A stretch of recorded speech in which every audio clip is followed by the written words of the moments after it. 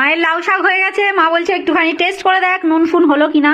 তো আমি তো এখনো মাংসটা বসিয়ে পাইনি। মার এই যে দেখো মা লাউ শাক চচ্চড়িটা নামিয়ে দিয়েছে, আর আমি একটুখানি খেয়ে দেখি চলো নুন ফুন ঠিক হয়েছে কি। ঠিকই হয়েছে, ভালোই হয়েছে, কি সুন্দর গন্ধ বেরিয়েছে জানো।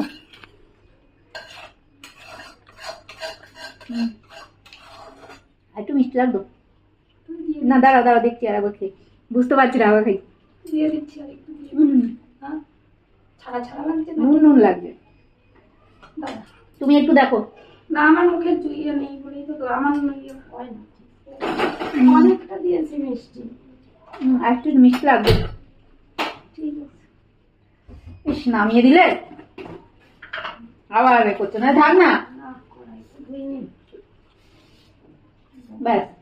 মিষ্টিগুলো চিনি গুলো তো মিষ্টি নেই, অনেকটা দিয়েছি। লবণে নুন নেই, চিনিতে মিষ্টি নেই, লঙ্কায় ঝাল নেই, কি জ্বালা বলো তো। এই জ্বালা মানে আর বলার নয়। আগে মনে সত্যি তাই কতগুলো করে চায়ে চিনি দিই, কোনো মিষ্টি নেই, অনেকটা দিয়েছি।